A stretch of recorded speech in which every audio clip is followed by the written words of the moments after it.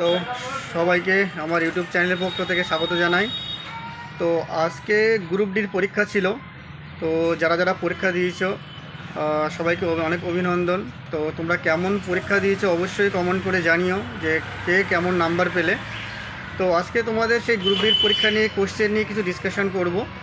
তো শুরুতে তোমাদের বলে রাখি, আজকে কোশ্চেনটা যে খুব ইজি ছিল বা তা নয়, বা খুব হার্ড ছিল তা নয়, একটু মডারেট কোশ্চেন ছিল। তো সেই হিসেবে আশা করা যায় যে মডারেট কোশ্চেন ছিল যখন একটু কাট অফ কম যেতে পারে, কেননা কোশ্চেন প্যাটার্নটা বিশেষ করে কম্পিউটার সাইডটা বলো বা কিছু কোশ্চেন অবশ্যই একটু হার্ড কোশ্চেন ছিল।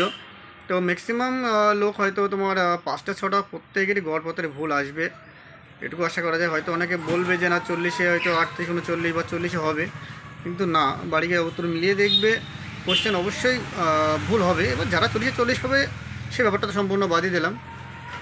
তো যাই হোক, তো কাট অফ কেমন যেতে পারে তোমাদেরকে বলি। জেনারেলদের কাট অফ যারা 38+ স্কোর করেছো, 37 থেকে 38, তারা অবশ্যই তোমরা ইন্টারভিউর জন্য ডাক পাবে। এরপরে প্রসেস হয়তো ইন্টারভিউ আছে। আর দ্বিতীয়ত যারা ওবিসি এ আছো তারা 36+ পেলে ডাক পাবে।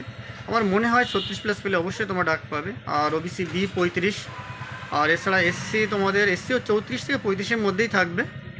আর ইডাব্লিউএস যদি বলো, ইডাব্লিউএসদের বলবো তোমাদের 32-এর কাছাকাছি তোমাদের কাট অফ থাকবে।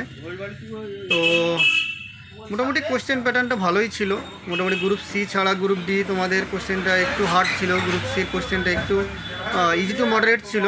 একবার ইজি ছিল তা নয়, ইজি টু মডারেট ছিল। আর গ্রুপ ডিটা কিন্তু সম্পূর্ণ তোমাদের মডারেট কোশ্চেনই ছিল বলতে গেলে চলে। তো যারা যারা পরীক্ষা ভালো দিয়েছো তারা তো সবাইকে অনেক অনেক অভিনন্দন, হয়তো ইন্টারভিউতে ডাক পেয়ে যাবে। আর যাদের অভিজ্ঞতা আছে তাদের তো তোমরা জানোই, তাদের এক্সট্রা নাম্বার দেওয়া হয়। তো দেখা যাক